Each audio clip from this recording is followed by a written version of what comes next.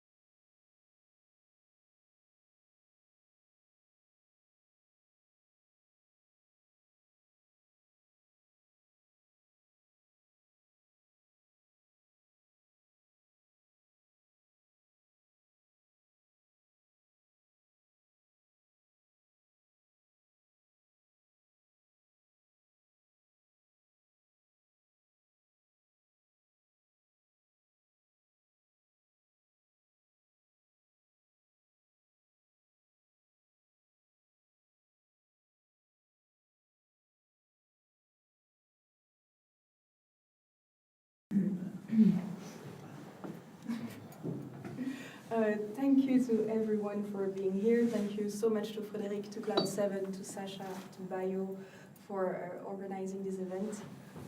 Just a quick word to tell you the program. So we're first going to see two videos. Each video is a little part of the performance of each artist. Then they will both read a text, and then we will have a conversation all together.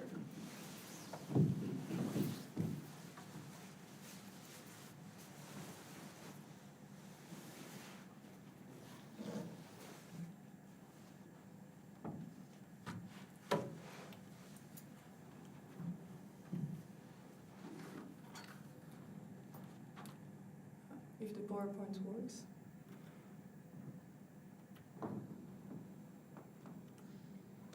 Sasha, can you maybe see on the computer? Ah, yes.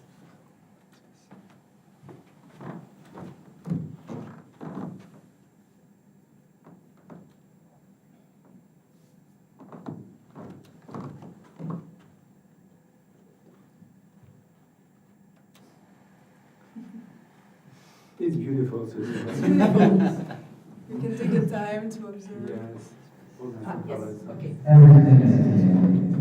I and he are magnets reject each other, but still fall apart. We are both in the airy friction in between, white, empty, and reaching. The magnets themselves grow, and so does the space in between.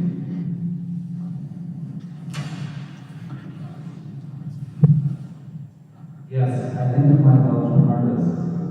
I just organized the materials. We gave me this past Saturday.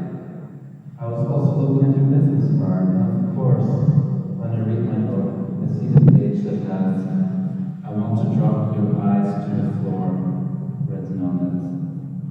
When is that expo again? Can you sponsor my trip? Hope all is well.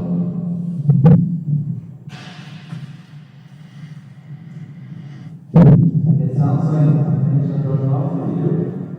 I'm glad to hear that you feel good about the exhibition in the Netherlands. The project sounds fascinating.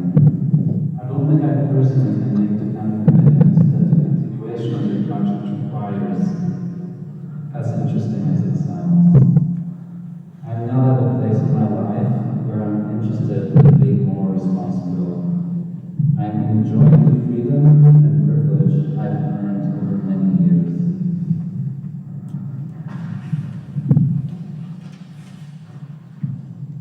I felt like a piece of lace from ice, or I felt like three blue stars, streetlight in the yellow leaves of a kinky tree. Felt the cold, dark iron fence. I felt compressed, energized, sparkling. I wish I didn't love you so much.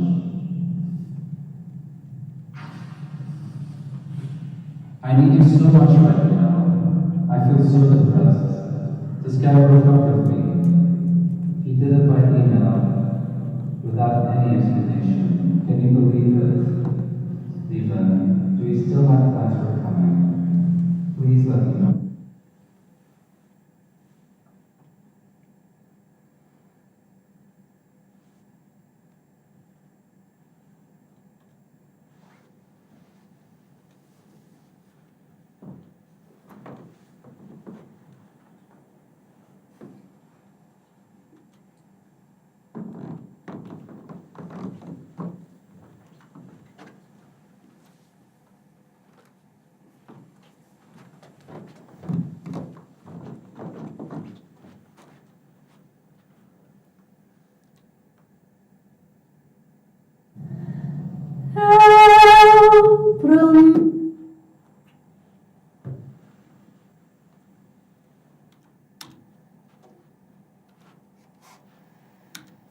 Sorry, the keyboards.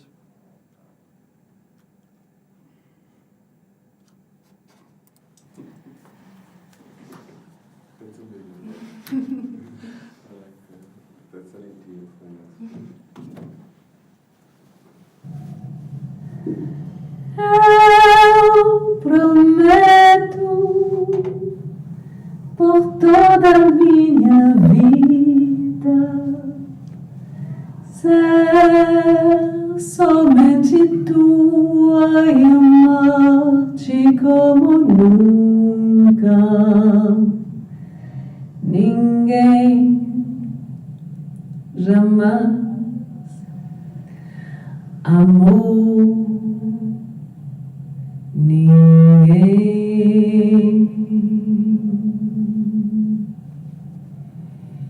Oh, meu bem amado, estrela pura parecida, eu te amo e te proclamo. Oh, meu amor,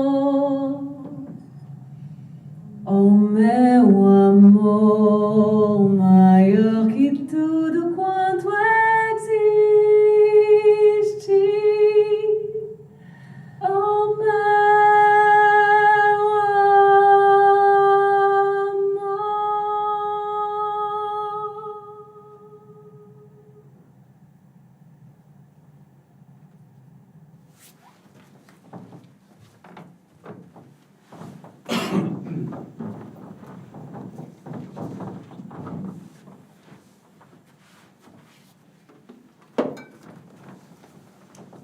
This is here. No, I sit here first and then come Okay, there. but Yeah, because here's more light. I will read a letter which I've written 2 years ago to the committee of my PhD, and which contains a little bit the questions this PhD is dealing with, and which also has been a kind of provocative moment because you're not allowed to ask questions to the committee in a PhD situation. So, if I read not loud enough, you just shout and then I try to speak louder, but I'll do my best. When working on my PhD, I realized the personal and emotional charge of the title of this PhD, The Archive of Disappearance. The title already existed before starting this PhD. It has been the working title guiding my artistic practice since 2009. It is only now, almost 15 years later, that I fully start to understand what this title really signifies. The process of 4 years of discovery and experimentation of concepts and ideas of other artists and theorists have been like a coming home. It feels like I get to understand the pressure and stress, but also the creativity that have guided my life and artistic practice so far. It is like I can finally understand the restrictions of appearance I projected on myself to fit in society, but also understand how this has been a condition for the creative production and journey I undertook so far. Disappearance has been my motto as a queer person since at least from when I was 7 years old. From that age, I returned to my parental home and was fully back in the hands of my parents and grandparents. From that age, I had to make of disappearance my daily practice to keep up with existence, to hide me as much as possible and create situations where I could be myself. My dressing up as a girl or acting in a feminine way was less and less accepted and instead became more and more corrected. So, I invented playback performances, presented the dressing up as a girl being a boy as something to laugh with, to create spectacle and amusement. That worked for some time, also with my school friends. But growing up means to get more and more indoctrinated to fulfill your role in a neoliberal and heteronormative society. Critical reading of that society, or otherness, is only allowed under strict circumstances, like in comedy shows, or in fairy tales, or the spectacle, and more recently, in strict territories like LGBTQIA+ friendly places. Otherwise, critical reading or otherness is tolerated when an emphasis is put on its ridiculous or unrealistic character or in temporal festive situations. Carnival is a historic form of a temporal critical view on society that allows other behaviors. Queer behavior is allowed during a yearly event, the Pride. Carnival and the Pride are authorized for a few days a year. After that, queerness disappears again in its usual strict territories, or is, since a few years, accepted when it inscribes itself in the heteronormative framework. Marriage, adopt children, in other words, play the normal hetero life. In many respects, this seems also true for art. Can art be a place that allows queerness and a critical questioning of the heteronormative neoliberal society we live in? In the research of the remake When Attitude Becomes Form, although I started from a very positive outlook, I became convinced that the conceptual artworks are not so dangerous in questioning the art system and our society as they often are presented to do so. And if some works did take a strong position, that position was gradually undermined through the institutional recuperation of the value of the artwork as an object. Because the remake of When Attitude Becomes Form in 2013 happened by means of an archaeological approach, I became increasingly unsettled by the affirmation of this non-critical position that fits so well in our white heteronormative society.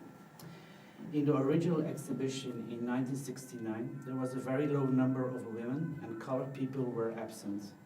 The topics of equal gender representation and the inclusion of colored people were maybe less present in society at the time of the original exhibition, but the fact that these questions were not properly addressed during its historical recuperation turns its remake in a confirmation that it is not necessary to account for these questions about unequal gender representation and exclusion of colored people. However, this remake exhibition is happening in our society 43 years later, and so now, here, and this makes the non-critical archaeological remake difficult to accept. This non-critical recuperation is also present on another level. The artists shown in When Attitude Becomes Form have been strongly suggested to Zeeman by some influential gallerists and can be seen as a marketing operation promoting the artists of these galleries. This art market value related approach that itself was questioned in the artistic practice of different artists included in the show is as such already rendered harmless. For me, that the original show is sponsored by a cigarette brand and its remake by a high-end fashion brand is also an affirmation of its neoliberal recuperation. This poses me for the second question. Are conceptual artworks able to criticize the way in which emotions are politically controlled in a heteronormative neoliberal society? As a child, I was not allowed to cry. My father would get furious when I did. For years, I could not cry anymore. Crying is seen as socially discomforting, irrational behavior and a vulnerability you should not expose to other people because that undermines your credibility as a rational being. Crying does not resolve the reasons for your sadness or pain. You should better go to action and thinking on how to solve the problem. It is an irrational act that has no place in the public sphere. But crying is a personal or empathic experience. Everyone who can really cry knows that this is a corporal reaction that is very necessary. It does not make your sadness disappear, or is not meant to make it visible to receive pity, but it lets you experience it. The remake and activation of the copy of the original copy of Parangole Kappa 21, Saxova, of Heliotica taught me that the experiential can be present in the artwork and still can transport a message. The remake and activation made me experience a feeling the artist, here Heliotica, knows. I asked myself if this emotional charge allows art to become political and critical. Otichika, which is Parangolese, gave a place and time where the people who are not part of normal society and are hidden in the favelas because they are poor, colored, or different, can be themselves and can experience freedom. Heliotica calls this experience Cree-leisure time, a time of creation and leisure. I wonder if Heliotica wanted to make these hidden people from the favelas appearing in public space, and if his being queer made him understand the exclusion they experienced and the territory they needed. Through his work of the Parangolese, Heliotica took a strong political and critical position of a feeling he knew as a queer person. The remake and reactivation of a copy of Heliotica's work I undertook asks many questions towards concepts generally taken for granted or defended in the art world, like authorship or cultural appropriation. I believe that as a queer person, I appropriate this work in a queer way, that is, allowing a precise contextualization that makes the thinking and the work of Heliotica contemporary, in respect with his work and the person. This, in a queer way, positions itself opposite of the exhibition copies that have been produced over time. These were made with the intention to preserve the originals, but turn them into high-value commercial artworks, and to be activated only by the visitors of the museum. According to me, one cannot appropriate Heliotica's work in a more wrong way. But what does it mean then, in a queer way? When I was 25 years old, I started to cruise in parks and other public spaces. This activity took sometimes a lot of my time. The pleasure to prepare to go somewhere, to think on what to bring with you, to put yourself in the right mood. The pleasure to discover that in any city there was always a playground to be found. Sometimes the experience was great, sometimes just what was needed, and sometimes disappointing and dangerous. These activities took often place in the dark, hidden from the public eye. Only the one who has experience could find out what was happening. Cruising includes desire, trust, uncertainty, loss, memory, and dare to lose yourself in an unknown place. For Jean-Luc Nancy, queer temporality of the activity of cruising means not a historical looking backwards or an infinite progress towards some utopian future, and not exactly no future either, but the jouissance of the present. This temporality has a radical potential of contemporality in it. Cruising inhabits a kind of sexuality that is about seeking fleeting pleasure, allowing for bodily expression to function as free from commitment, usually anonymously and without exchanging names, often in semi-public indoor spaces or outdoors. Cruising spaces can be spaces of exploration and empathy, ripe for artistic study. The remake and activation of the copy of the original copy, Kappa 21, in a queer way is exactly this. Not a historical looking backwards, but a jouissance of the present, where the participants can explore the work and understand it through empathy. It is about fleeting pleasure, allowing bodily expression, and it is free from commitment.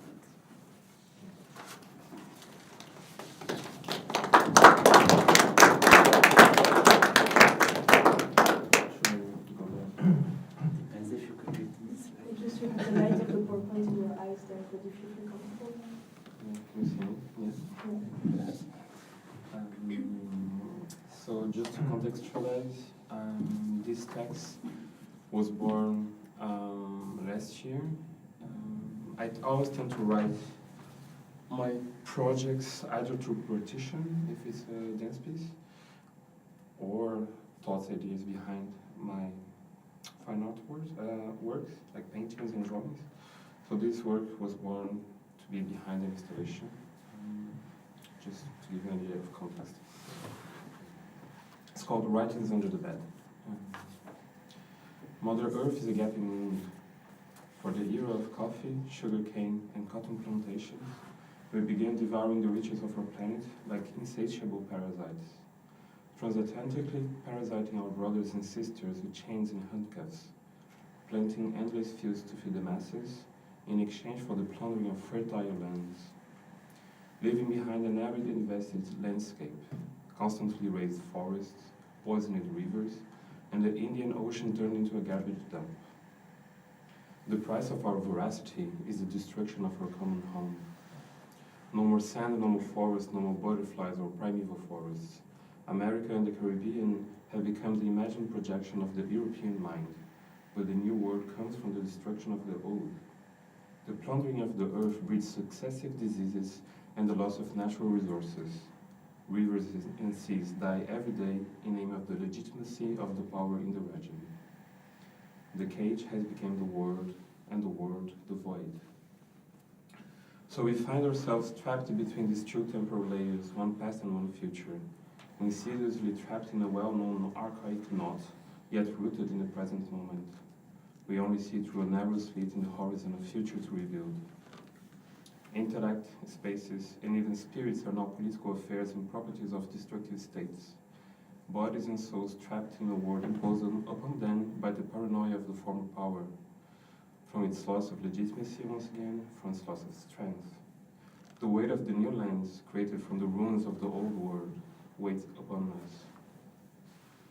Let us hatch a new world, complete and whole, no longer fragmented, no longer half-alive, colored, understanding the importance of every human and non-human species, visible and invisible, to bring out of its entrails the keys for legitimate power, home for all living things.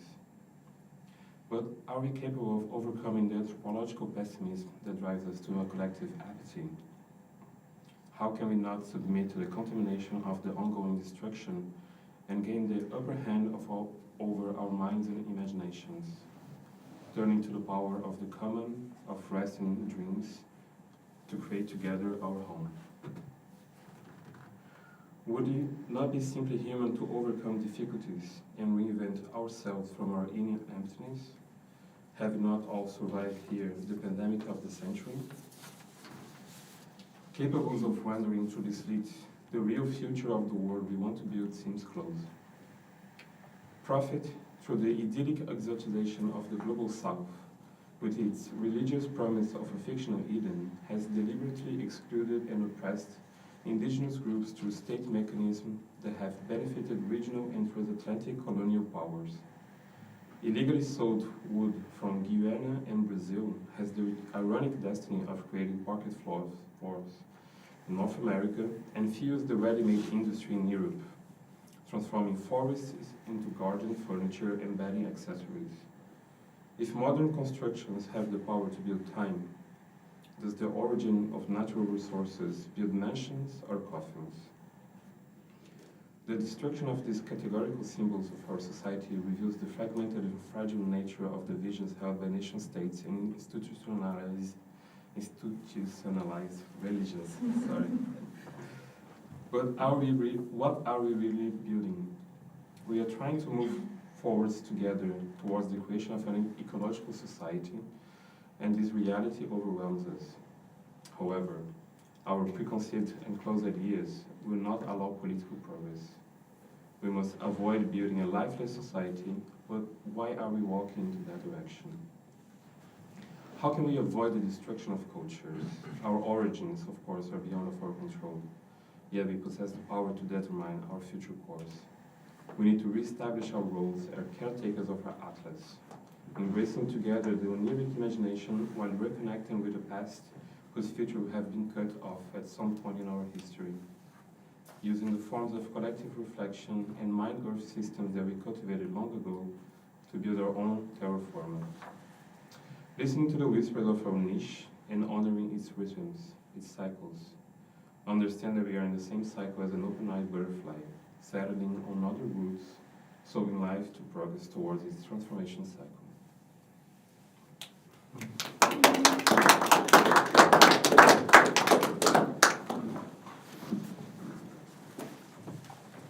Well, thank you very much to both of you for this text. There's actually so many links we can do between the two of your practice. If we're having this talk today, it's because, of course, you are part of the show created by Yoas and Bello, A Private Affair. And it's the first topic I would like to talk with you, is the relationship between what's private and what's public, in the sense that when we observe the relationship between these two notions, we actually realize quite quickly that it's very blurry. Where does the public begin? Where does the private end? It's actually difficult to know exactly what's the limit between the inside, the outside, the intimate experience, the public experience.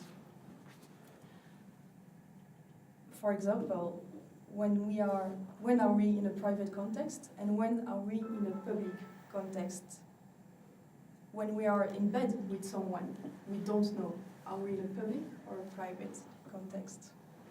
When we welcome a stranger into our own home, is it private or is it now public? When we welcome new ideas into our mind, is our own mind still really private? As you know, today is also the 17th of May, which is the International Day Against Homophobia, Transphobia and Biphobia, which, in my opinion, makes this topic even more important, because as Lieven already a bit said in his work, in a heteronormative society, queer bodies are discriminated and actually made invisible from public space. So that was my first question for both of you. We start strong, no? With the big topic. I wanted to know, in your opinion, for you, when does the private happen? When does the public happen? And when the public life is invaded by this heteronormative violence, is the private space something we have to protect? And how do we do it? How do we protect our private space from the heteronormative violence? Yesterday, when we met for the first time, even you explained to me something that I found very interesting. You said to me that a house, or even more precisely maybe a home, can only be one person. And as soon as we're two people, it's already a public space. And now that you gave me this idea, I wanted to ask Daniel if you agree with this idea. Yeah, I kind of agree with this idea because it's a performative idea to define the definition of yourself, and how do you decide to present or to reject the reading of the other upon yourself, right? So this is how we shape our relationship to life, actually. So I don't live by myself, I live with my partner, but I'm also an artist, and from an artist's perspective, yes, of course, there's always this idea of showing and not showing, and when something is ready to be shown, when something is ready to be presented to the other, even the closest persons that are around you, because that's also a performative aspect of allowing yourself to be who you're ready to be for society. And then the whole aspect of the gaze of the heteronormative and the possibility of creating yourself upon or not these constraints, I see that as a strength for an artist to be able to create our own society upon the flag of the queerness. So we are queer bodies, we are queer people, and our impossibility to cry as a kid growing up because either of society, religion, matches, preconceived ideas of who we have to perform in order to be accepted by society defines also for me personally how I deal with my work and my creation. You talked about vulnerability, and this piece, I can see the photos coming here. It's all about vulnerability, about being true to myself, being true to the public, and being true to the person that I invite to save myself from these constraints that can be read as constraints put by societies, put by the relationships that we develop with others that stuck you into a space, into a country, into a house. But it's also sometimes liberating. But creating this trust with the space, with the surrounding, is very hard. Mm. Mm. If we can maybe see the pictures before the performance. So, yeah, we can see, yeah, that's the start, and then it becomes more and more intense, no? It grows, and then we see you with cords around your neck, which is quite violent to witness, no? And it seems very intense for you as well, obviously. And then at the end there's the arrival of the singer, and that's maybe, I don't know, maybe you have to correct me, but when you are in the most vulnerable position, and yes, it is. I'm very vulnerable. It's physically intense, it's physically demanding. It wasn't easy to create this piece, but I had a chance to have the team and the setting of Frederick's apartment that held the structure, the installation that we did. But funny thing, just for operation-wise, when I started the research for doing this piece for its premiere in Paris 4 years ago, I had to fall for 4 days constantly. I had to go to the space because it was the first time I hadn't created it yet. And in order to create the right gesture and the right position and the right idea and how I would create this very strong image of having this black body suspended in a white space, I had to keep falling constantly from 10 a.m. to 6 p.m. every day in order to create this momentum. Right? So it's the vulnerability, the loneliness, the engagement with the work as well that allows the strength to arise. I find that performative idea interesting. I don't know if I can ask you that question, but if you, for example, in that moment, do you feel as, if we talk again about the idea of private and public, is that for you a private moment or a public moment? It's a private public moment. That's why I wanted to come, because it's not a public-private, it's a private-public, I think. Yeah. Because I think, in a way, it's creating a time and a space, your own time and space, in a time and space which is surrounding that action. And, or at least that's how I often look at a performance, that it's a little bit like when you play as a child, that you make your own time and space, which is different than the time and the space around you. But which is, of course, in relation, and they are, that people are looking, and that it's not private in the sense that you are disconnected from everything. Feels like an open studio somehow. It's like entering my mind, entering like the madness that is here, and that I'm able to put as a thing. Actually, it's an art piece, as a project, as a performance, as It's an energy. Yeah, it's a really energy. But I like the idea. I haven't thought about that, like this United heterotopian. Yeah, like this heterotopian concept of like how can the work like dilates time and space. and create a new layer. And during like my performance studies at my master, I was for a year playing as the not like the trickster, but you know what I mean, like this performative body that enters spaces just like to tease upon others in order to create confusion or something like that. The performer is a role of the trickster. Yeah, but I think that's also, I believe that's also one of the aspects of performance. It's a performance, so you play also with what you think the other people project on you by doing that. I mean, this is maybe a bit related to the performance I will do next Saturday, which you saw a test, a test setting. It's totally not meant to be final, but basically there you will have this text which will be spoken, which are letters which are addressed to myself by other people, and the idea is that through these letters you make exactly this projection. But of course the letters are chosen. It's not that it's not how to say so it's a little bit where I want so to come. So you play with the private. And that what performance can be is shown, always, yes, always working on that border between what you want to show and what you want to. I think that's our advantage as artists, because we have to enable ourselves to feel the worst feelings ever that humanity can feel, actually, in order to be able to play with that.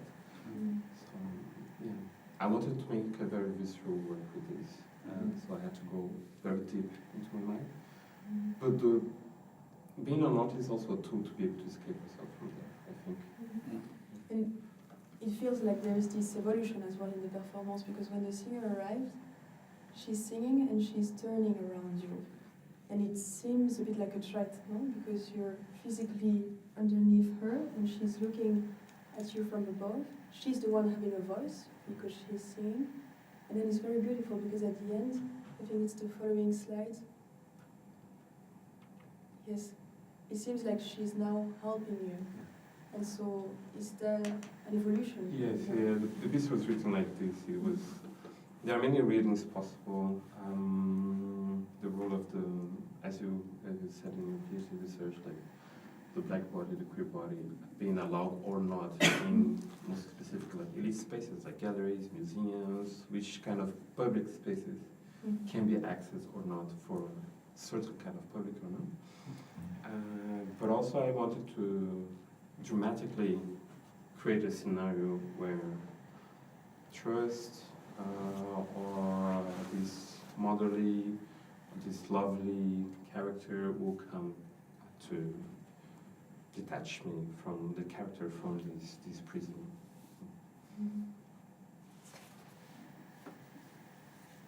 And coming back to the question of public and private, if we can go to the slide 16, which is this one, yes. Oh. We're going to do a mathematics lesson. No. I don't know the formula to this shape.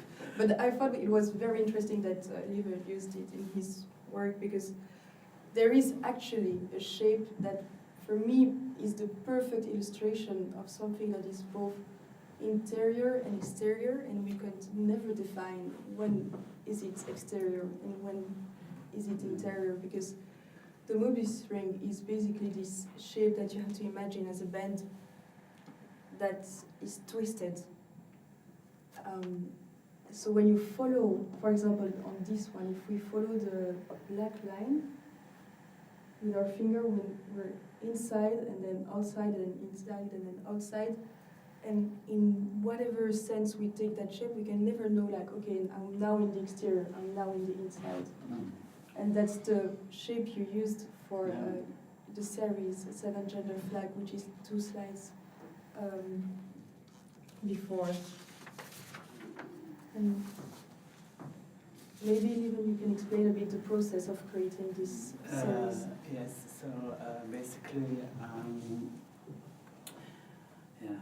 to say through, it's a long story, so I have to keep it short. But basically, through the work of Nicolaevsky, and this was very nice that you immediately also recognized it a little bit in this installation, was that I'm doing some works in relation to the representation of queer identity, and so there are existing representations or descriptions of different queer or gender identities, which often are represented by a flag, like the rainbow flag, which are stripes and then in different colors, and every color has a meaning. And for me, this kind of representation through this kind of language is a little bit hard, and also very much related to what I consider as being national identity, because many national flags have this kind of stripes. And I think national identity is one of the worst concepts which exist, which is also only invented in the 19th century, while everybody thinks it has been there forever. And so I was looking for what can I do with these flags to represent this idea of identity, of queerness and gender in a different way. And so I arrived just by, basically, if I explain it very simple, I cutted out the flags, and then I took the different color stripes and turned them in this endless loop, the Möbius strip, and then I weave them through stick them through each other, so that even if I have the same colors or the same representation of the same flag, just by putting the Möbius different through each other, it becomes a different form. And so I thought it was a little bit more accurate, or for me more close to what's this identity, which often is rather a fluid identity, how it could be represented.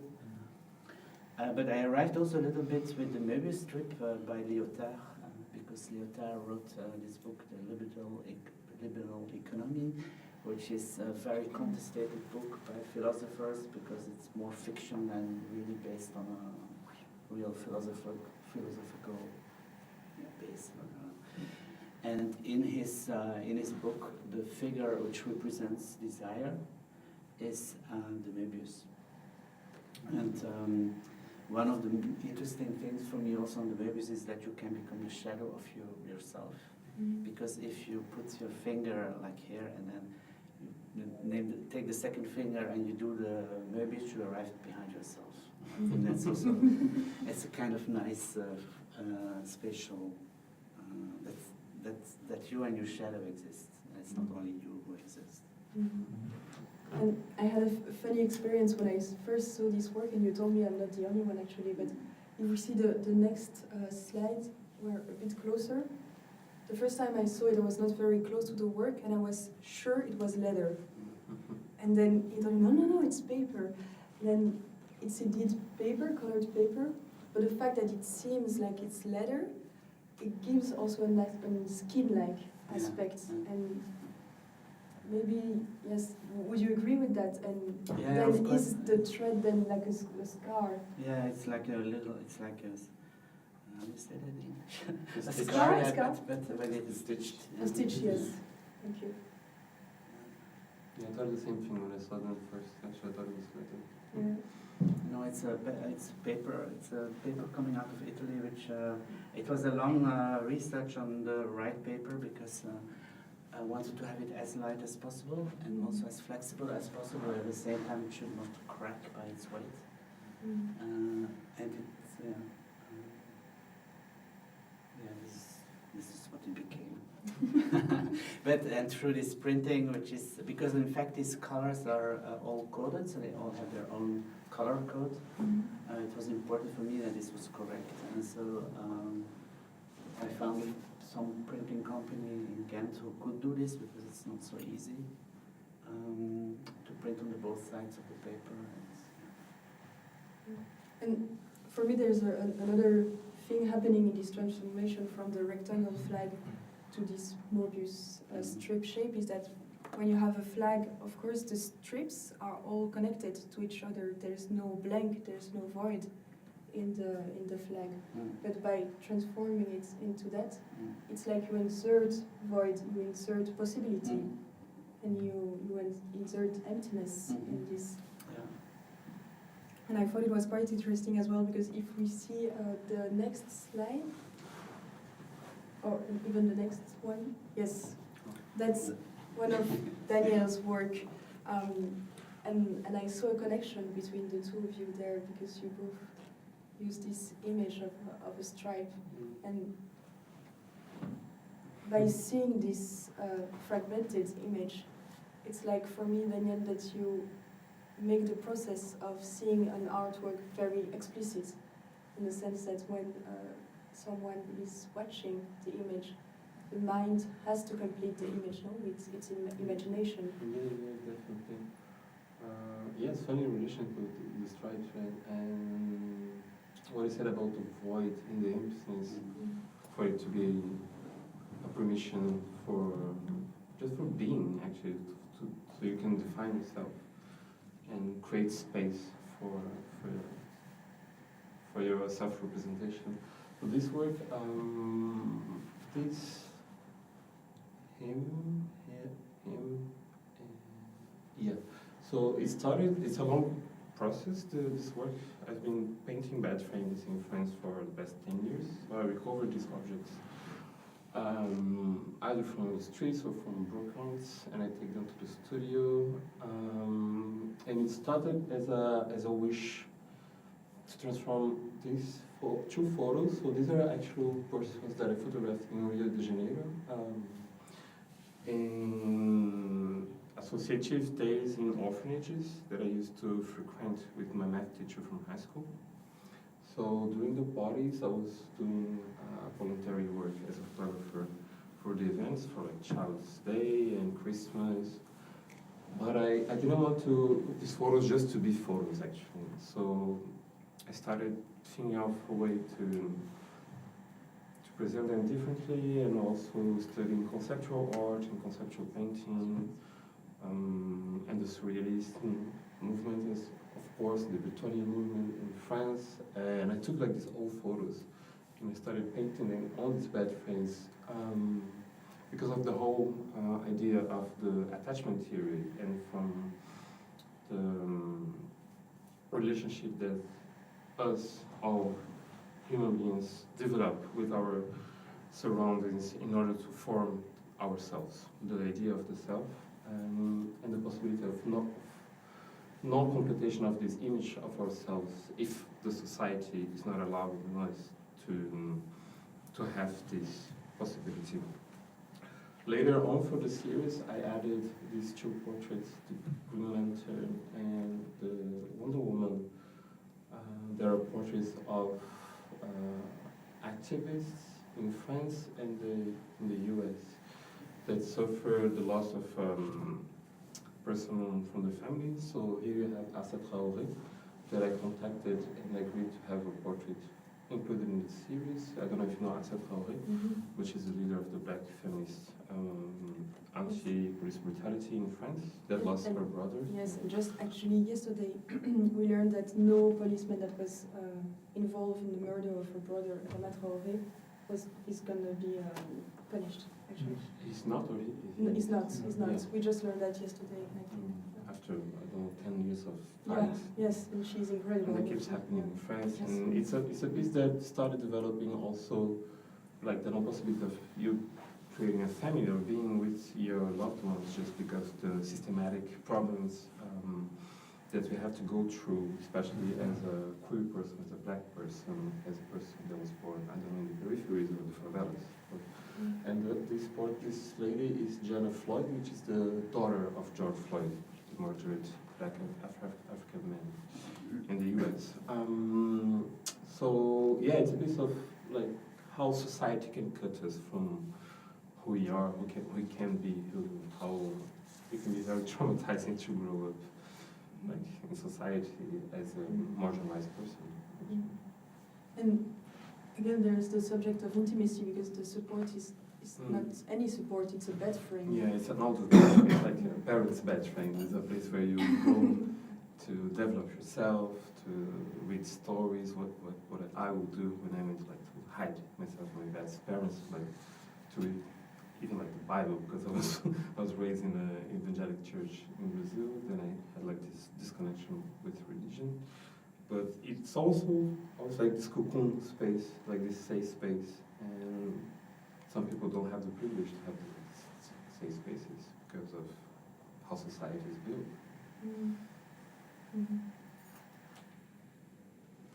Yes. And well, earlier I said that it was the International Day Against Homophobia, Transphobia, and Biphobia. Tomorrow is the Pride in Brussels, and it's a topic now because there's so many instrumentalization of the queer community for neoliberal ambitions. And I wanted to ask what's your feeling about that, and also when we talk about counterculture today, what does it mean to be? Does it still exist actually, counterculture? When counterculture is fashionable or becomes a mercantile object, is it still possible to be part of counterculture? And what does it mean for you? It's a very difficult subject because I mean, often I discuss these things rather in an emotional than in a rational way, so I cannot always argument it properly, but I believe that our world, I told you yesterday already, has that we need a queer revolution. I think it's talk about I think it's the only revolution which can if we want to be ecological, sustainable, and inclusive society, I think it's the only revolution which is possible to obtain that. I don't think it can be situated in the society we live in actually, and which sells sustainability, ecology as a inclusivity as an economic product, and not as something which is lived. But then again, there is of course the question: okay, if this would happen, what is then the alternative? Because we always need. We have what's going on in mainstream, or what's the, let's say the.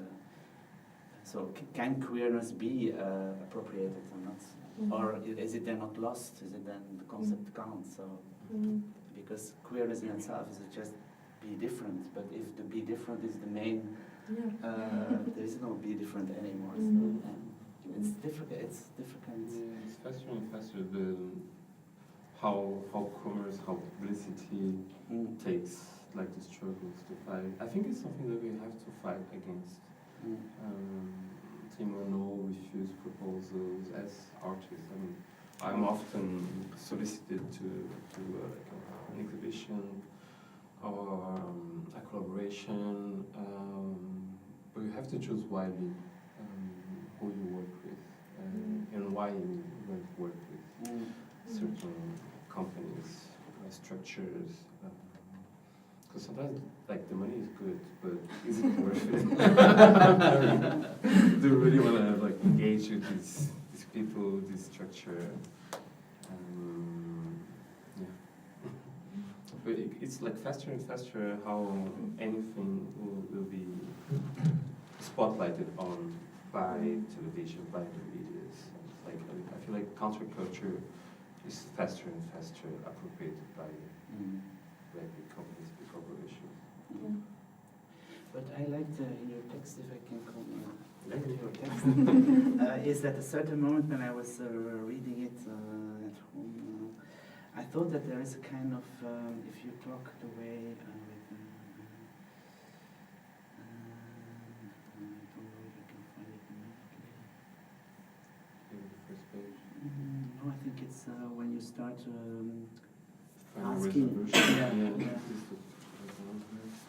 So we need to re-establish our role as caretakers of our atlas, embracing together the erratic imagination while reconnecting with the past whose future will have been cut off at some point in our history. But I think also related to things before, I was also making kind of connection to this idea of animism, where I think one of these maybe one of these ideas of public-private and also queer or not queer is related to the idea that if you start from an animistic approach where this class has as many importance as my life, and that we as a human are not considering anymore as being the human, the nature, the animals and the plants and so on and so on, that this could be an interesting step in relation to It's a real approach. Just to accept like even the transition, earthly, like the transition of life and post-life, and the past lives. The past lives are in our own bodies that allowed us to evolve within ourselves organically as well, and how we have to deal with that as well. Of course, the relations with animals, with plants, but also the spirits and the cosmos, but not there, like here. Like here, like the transition. When you study Buddhism and meditative practice that take us out of our bodies, either through self-hypnosis or just your relationship with food and with time, how that can surpasses our own corporeal experience. I'm very fond of that, and I think that this is really important to connect our spirits to the not connect the spirit to the body, but to accept the body as a spirit itself, like anybody. It's a very complex question, and I think it's a bit what you said related to the subject of the death of the self as well, in the sense that contemporary philosophy, and I'm thinking now about Judith Butler mainly, really explain how individualism cannot be the way we understand beings anymore, no? Because we've seen that consciousness is actually not so relevant, and that we're made of such a complexity of things that are beyond ourselves. But that asks the question, I think, also in queerness, if we consider the being as a fluid being and not an individual, how then can we have this philosophical approach, very deeply rooted, but also we have to put forward problematics that are relevant only for some individuals, if you see what I mean. Like how to communicate the specificities of some experiences if the self is by definition fluid and not the self anymore. That's very complex question. That's pure philosophy. I don't know if I have an answer for that. I think that building communities is important to counter individualistic approaches of living. We talk about counterculture, but counter systems, counter cities, counter egoist approaches are ways of building collective mind thinking spaces and structures. When you look close to tribalistic practice and how a village can be connected without the need of Facebook, Instagram, the social media, things that we invented, to try to connect ourselves deeper, but actually separated ourselves from what it is to be together. Less private spaces, maybe, more public spaces. Lieven, do you want to add? No, I have no real answer, but I want to go back to one other sentence. But one which I really liked is this one. Our origins are beyond our control, yet we possess the power to determine our future course. And what I personally find difficult is that, or a question for myself is that a little bit the queerness I described in my letter is also a kind of safe place at the end. It's also some protection I made for myself, and I don't want to give it up. So I mean, where is the limit where you allow public or private or Also, what you said about your own consciousness is maybe not so important. But so yeah, how do you deal it in daily life? It's something which I have no answer.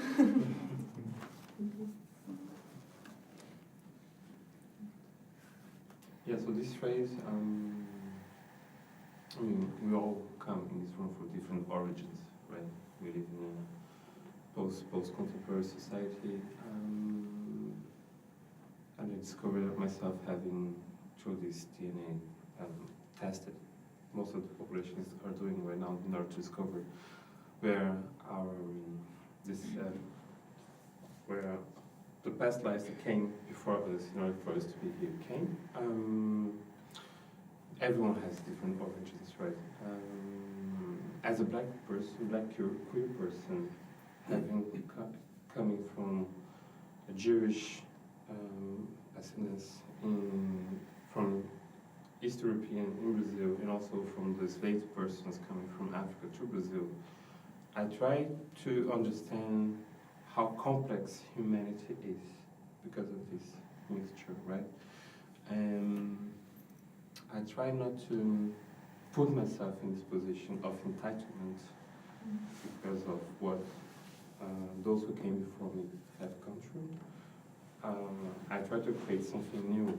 And I think I understood a few years ago that it's very hard to be like a pop star as a fine artist. Like the career is a lifetime career. So losing this hurry of being who society is expecting us to be is very liberating.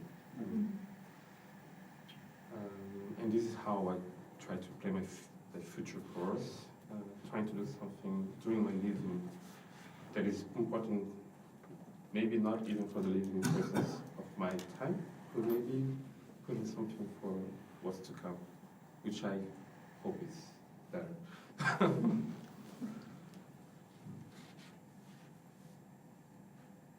What was your reading? I don't know what is. No, I mean, for me, no, but it's. I think it's an important sentence because I think it's something which also comes often back in debates. Yeah, I don't think I want to start. It talks to me about rights and how the past generations were able to fight for the rights, and my existence right now is made because these people had fought in the past.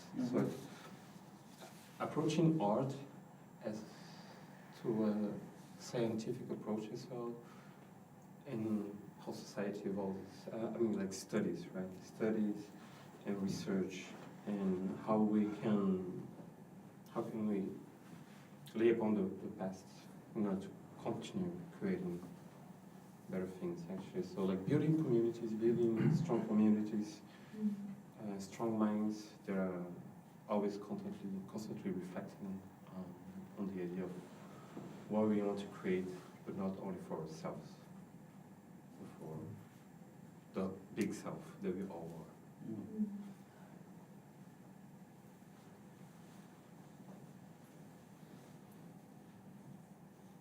Thank you very much to both of you. Thank you. Maybe we can open the floor also to the public. I don't know if anyone has a question or a reflection. I have a question. I'll start. An answer. So it's mostly for Daniel, but it's also a question for even that came because January. So the whole purpose of this day against homophobia, transphobia, and all this, and you mentioned that part of your work was to get out of heteronormativity, and you said that you're talking about the queer body.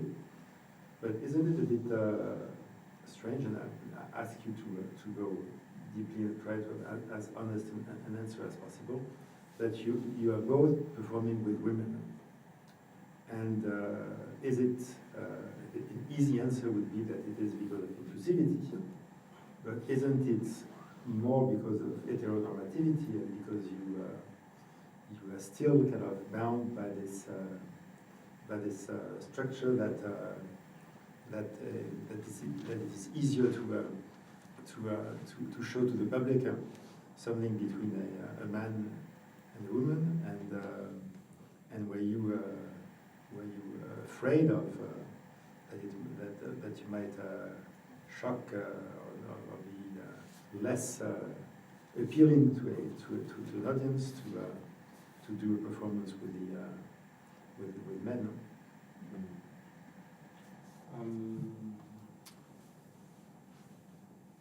There are several readings from the relationship of these two characters in the performance.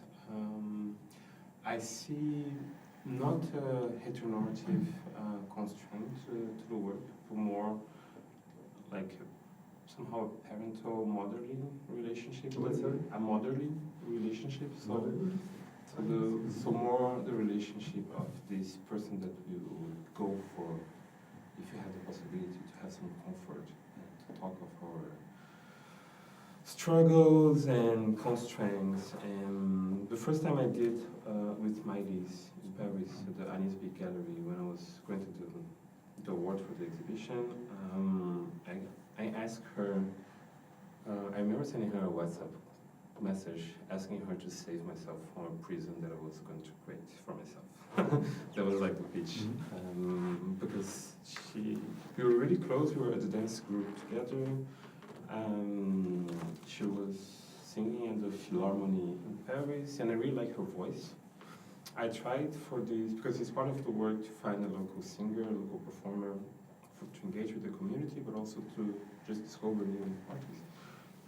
And for this presentation here at Class 7, I was working with a black queer person, a male performer.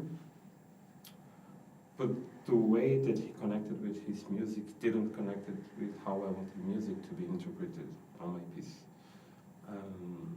But I knew that I wanted, and this is something that I'm working on, to work more with black artists in my work. So the first two singers that I had, they're more white passing, so my niece is white, Caucasian, and Eva Medan is more like mixed, which was singing in Portuguese on the video that you saw at the beginning of the talk. And now I wanted, I chose Emmanuel because of her voice, of course, how she can put herself, and I don't know if that's specific to the male voice, to the female voice, definitely, I don't know. But the pitch really worked, so when I first heard her singing, I was like, yeah, that's good, that's her. But trust, I don't think that trust is genderfied.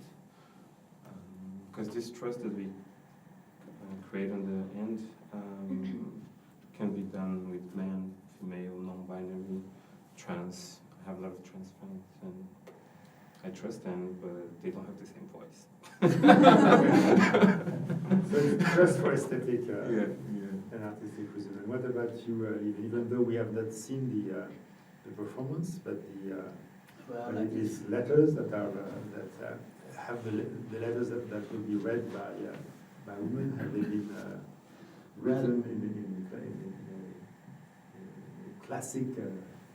Well, I mean, for me, it's always, I never work with professional performers, so it's always people I meet by coincidence. And so May, who will read the letters, is an ex-colleague of me who is in transition from men to women. And it was a very difficult, how to say, it's a difficult process. And for me, I proposed her to give this forum to her, and she took it as something which she has to do for herself in order to also be able to become public, or you know how to say.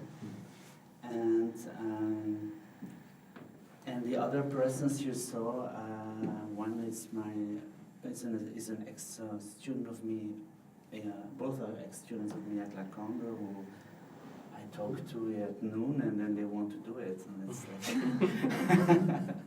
it's never really thought about if they are women or men.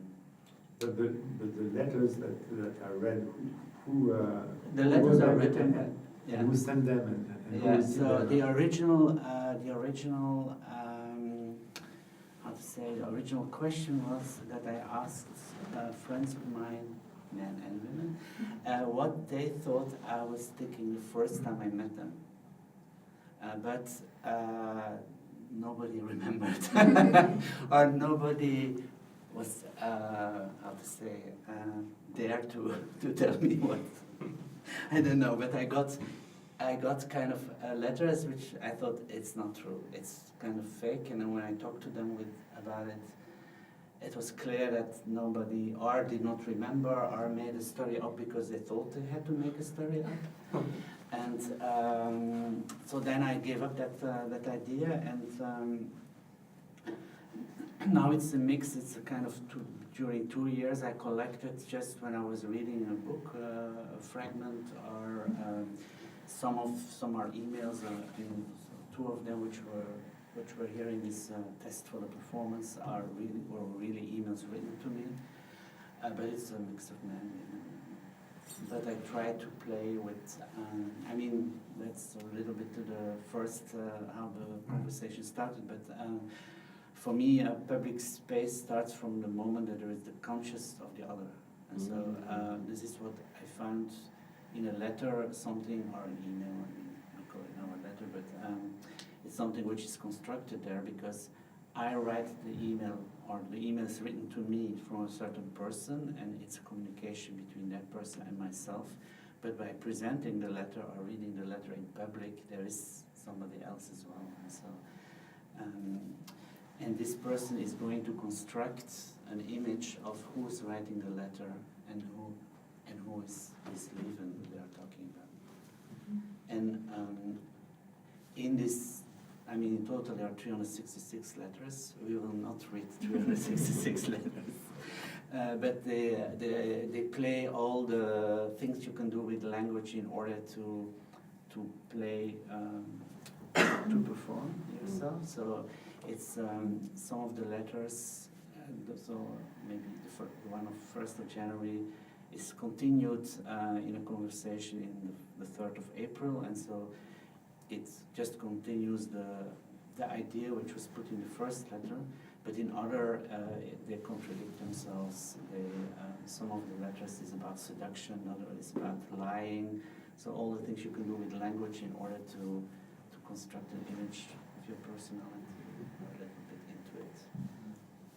But so yeah, it's a mix of different people. Did you see an evolution in the way you write in between the number 1 and the number 366? Well, I mean, as I said, it's a kind of collection during 2 years, and then I tried to make an order, but it's not that. I mean, I cheated, of course, because otherwise there would be periods of boredom, and it's. I mean, it's a feeling. I can read them in 4 hours and 50 minutes, but it's because I almost. I mean, I knew them by heart in the end, but yeah. Is there another question, remark?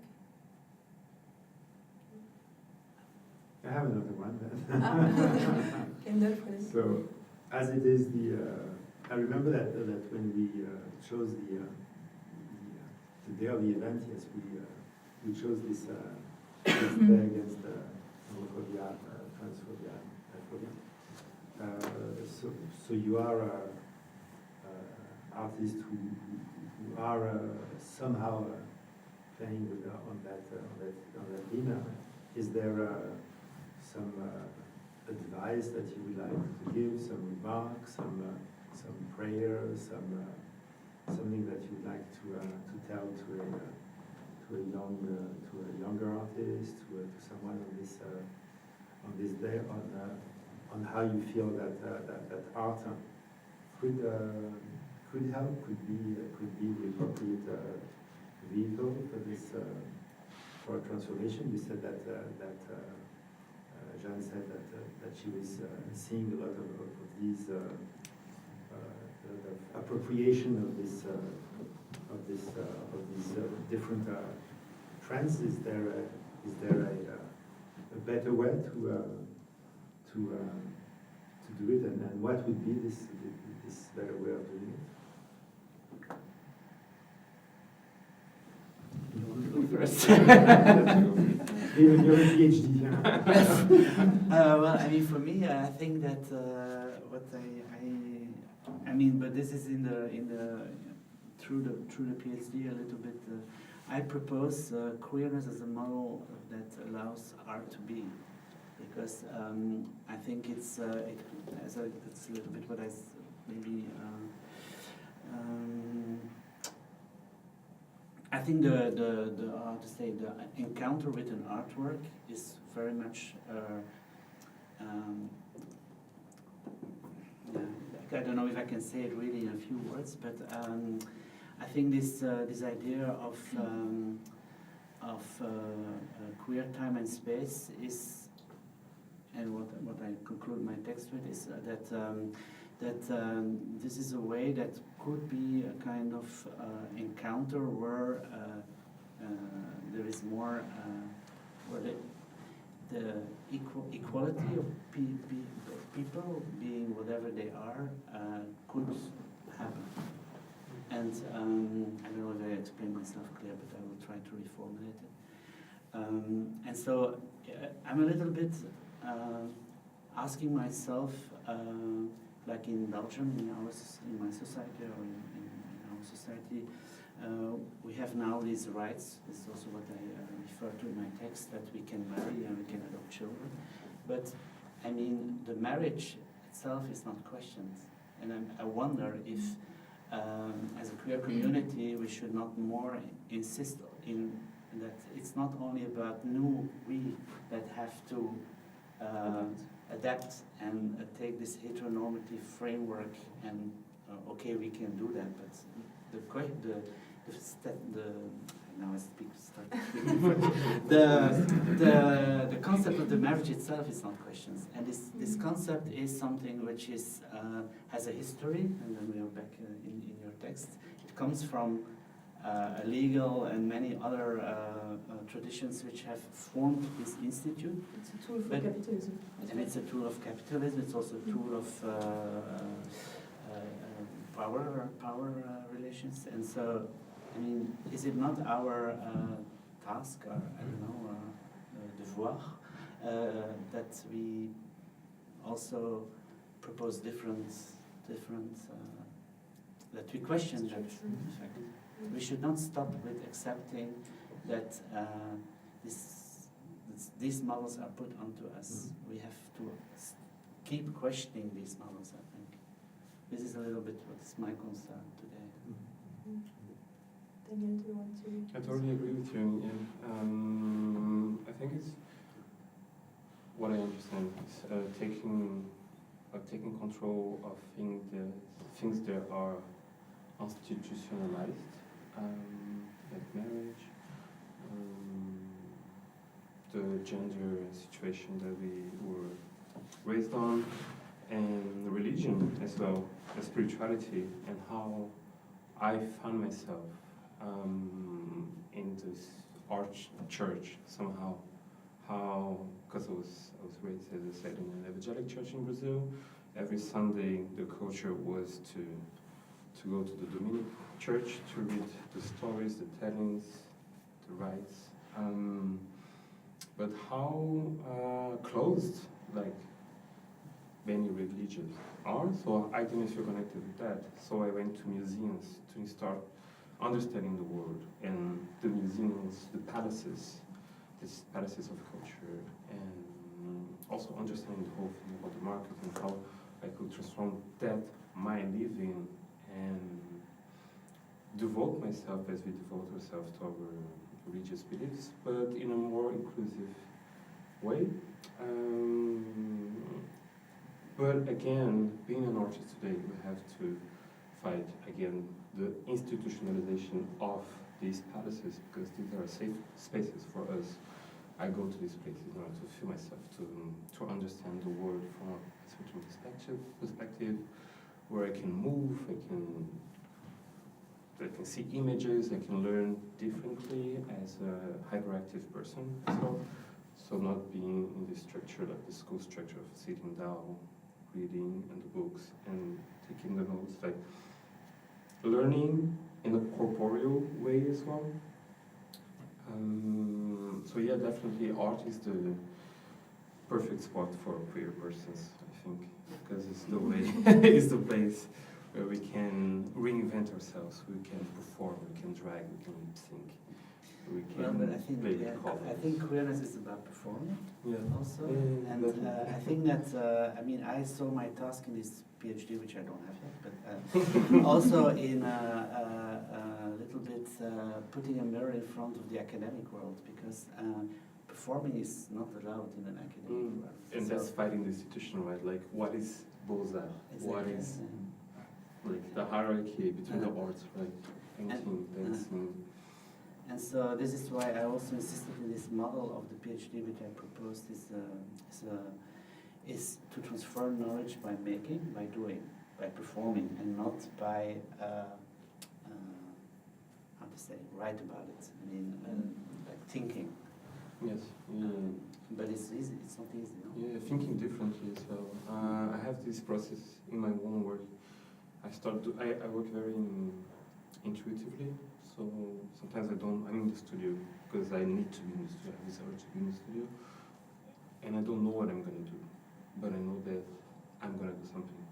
And through the making, there's the appearance, and the appearance, the concept, and the writing. I mean, it's a little bit twisted. Yeah, Just sure. like But yeah, I mean, for me it's also like that. You start very intuitive, and then becomes the meaning of it becomes also by a studio visits of people who are just for this talk. By meeting you, I mean, everything is connected, and what is maybe I did this afternoon in the studio gets a different sense and another sense, or makes sense just because of seeing, meeting people. Yeah. There was another question. Two questions, one for each. Thank you both very much for the very inspiring talk. Raised a lot of questions. And so for Lieven, I'm thinking a lot about what you said about when attitudes become form and the implicit heteronormativity within that. I don't recall if Gilbert George was in that show or not. They were not yet. And They were added in the London. in the London version. Yeah. Okay. So the question that I posed to myself, the language of conceptual and minimalist art, is it symptomatic of a Eurocentric, Absolutely. heteronormative society? Absolutely.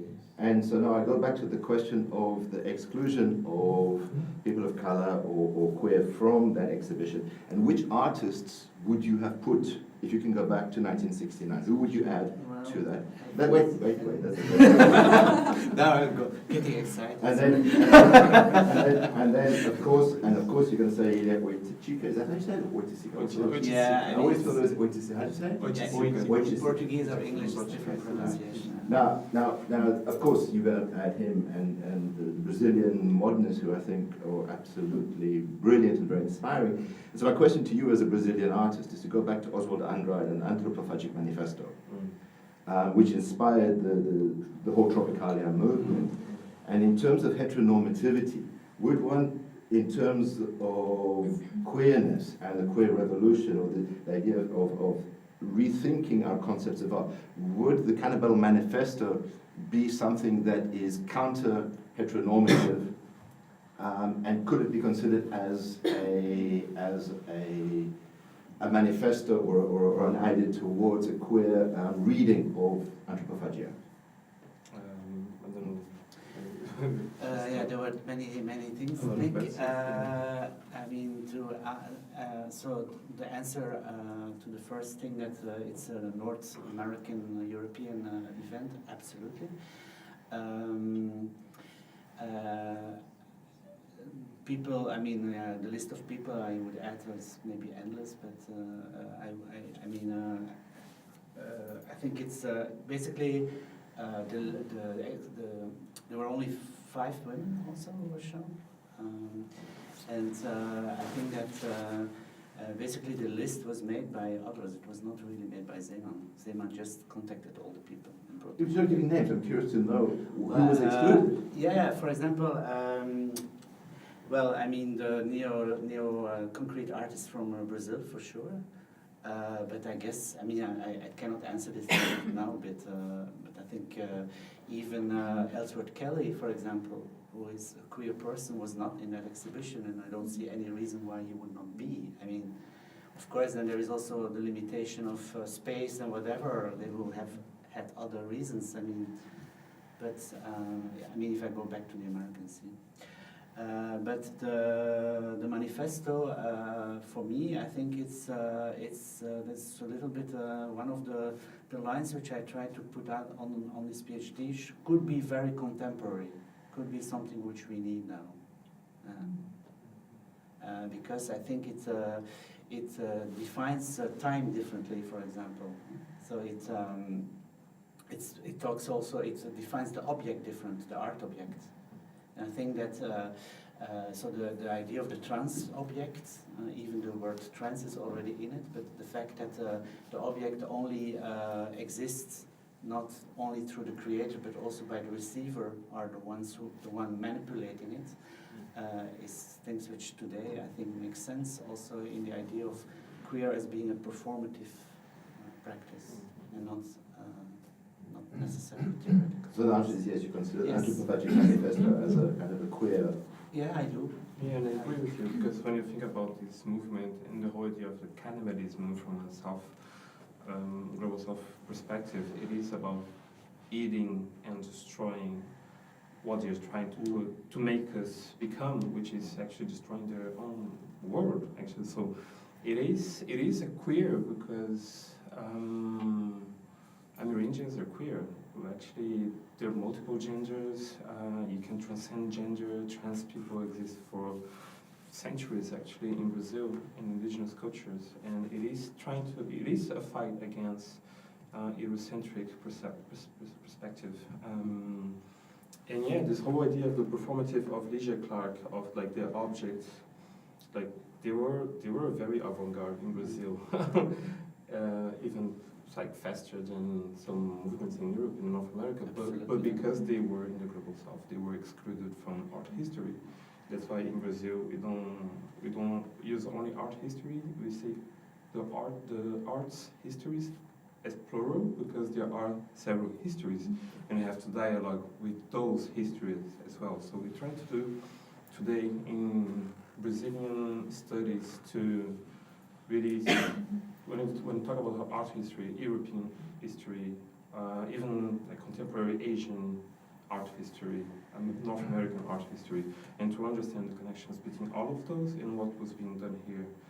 Sometimes because all the mixture and the ideas, the mixagenage of the country, these ideas were their way faster than here.